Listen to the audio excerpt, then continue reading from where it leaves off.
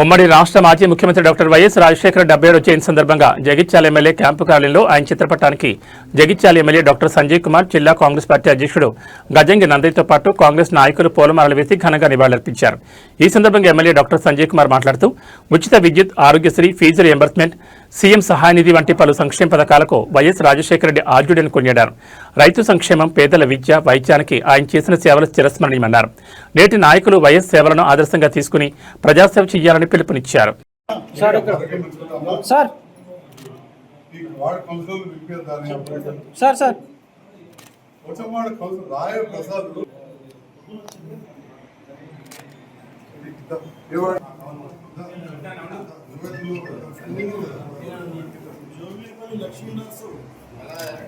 జోగిన్పల్లి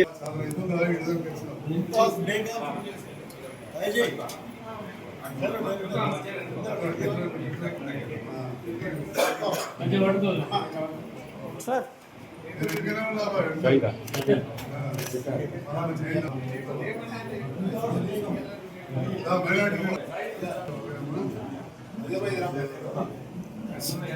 గుండాకి కూడా చనిపోయారని సార్. మరి అంతటి సేవా దృక్పథం ఉన్న వ్యక్తి దురదృష్టవశాత్తు యాక్సిడెంట్లో చనిపోవడం అవన్నీ కూడా జరిగింది. ఏది ఏమైనా వారి జయంతి సందర్భంలో వారికి జగిత్యాల నియోజకవర్గ ప్రజలందరి పక్షాన నేను, జిల్లా పక్షాన జిల్లా అధ్యక్షులు, జిల్లా ఎస్సీసీలు, సీనియర్ నాయకులు, మార్కెట్ చైర్మన్, సీనియర్ నాయకులు రామచంద్రరావు గారు, శ్రీనివాస్ గారు అందరం కూడా నివాళులు అర్పించడం జరిగింది. అందరూ ధన్యవాదాలు. మాజీ ముఖ్యమంత్రి వర్యులు రాజశేఖర రెడ్డి గారి జన్మదిన సందర్భంలో ఈరోజు ఎమ్మెల్యే క్యాంప్ ఆఫీస్లో ఏర్పాటు చేసిన జయంతి సందర్భంలో ఏర్పాటు చేసిన సంతాప కార్యక్రమాన్ని అధ్యక్షత వహించి ముందుకు నడిపిస్తున్న జిల్లా అధ్యక్షులు నందయ్య గారికి, పెద్దలు సీనియర్ మోస్ట్ నాయకులు రామచంద్రరావు గారికి, ఇంకా చాలామంది సీనియర్ నాయకులు ఉన్నారు, యువకులు, మిత్రులు, పాత్రికేయ మిత్రులు అందరికీ నమస్కారం. రాజశేఖర రెడ్డి గారు చాలా యువకుడిగా ఉన్నప్పుడే ఒక డాక్టర్గా ఎన్నో స్వచ్ఛంద కార్యక్రమాలు చేస్తూ ఎన్నో ఉచిత వైద్య శిబిరాలు నిర్వహించి చిన్న వయసులోనే శాసనసభ్యునిగా ఎన్నికై వైద్య ఆరోగ్య శాఖ మంత్రిగా, అదేవిధంగా పార్లమెంట్ సభ్యునిగా, ప్రతిపక్ష నేతగా, ముఖ్యమంత్రిగా ఈ ఉమ్మడి ఆంధ్రప్రదేశ్కు విశేషమైన సేవలు అందించారు. వారు అందించిన సేవలను ఇంతకుముందు చాలా విషయాలు చెప్పారు నాయకులు.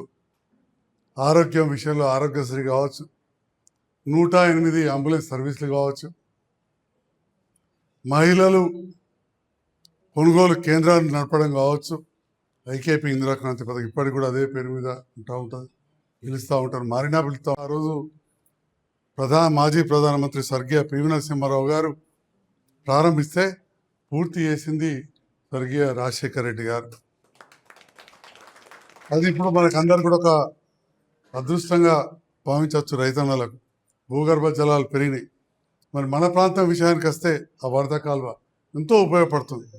అదేవిధంగా ఇప్పుడు ఏదైతే మనం డబల్ బెడ్రూమ్ ప్రాజెక్ట్ చేసామో అక్కడ స్థలం అంతా కూడా సేకరించి అలా రాజశేఖర రెడ్డి గారు ముఖ్యమంత్రి ఉన్న సందర్భంలోనే ఇందిరమ్మ ఇండ్ల కార్యక్రమం ప్రారంభమైంది. వారు చనిపోవడం, ఇక్కడ ఉన్న నాయకులు పట్టించుకోకపోవడం మధ్యలో ఆగిపోతే ప్రజలు నాకు అవకాశం ఇచ్చారు. నేను ఎమ్మెల్యే అయిన తర్వాత 2020 చివరిలో, అదేవిధంగా 2021లో మళ్ళీ పని ప్రారంభించినాం. 18లో భూమి పూజ చేసింది.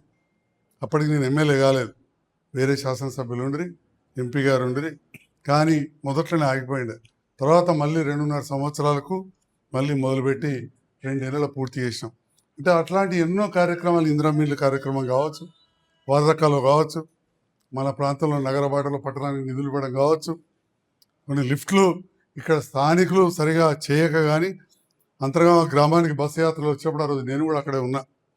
రైతులు రిప్రజెంటేషన్ ఇచ్చారు, మా చెరువు నిండుతలేదంటే వెంటనే మంజూరు ఇచ్చారు.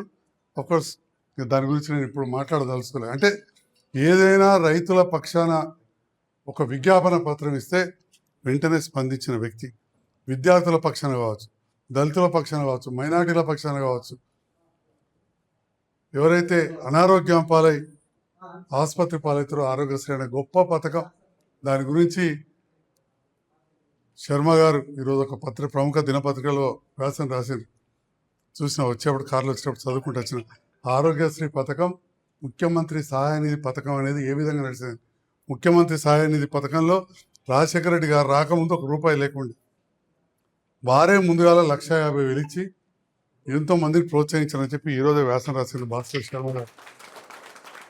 వారు ఇప్పటికి కూడా ప్రభుత్వంలో ఒక సీనియర్ మంత్రి గారి దగ్గర పిఎస్గా ఓఎస్డీగా ఉన్నారు. ఈరోజే వార్త అంటే అట్లాంటి ఎంతో మానవీయ కోణంలో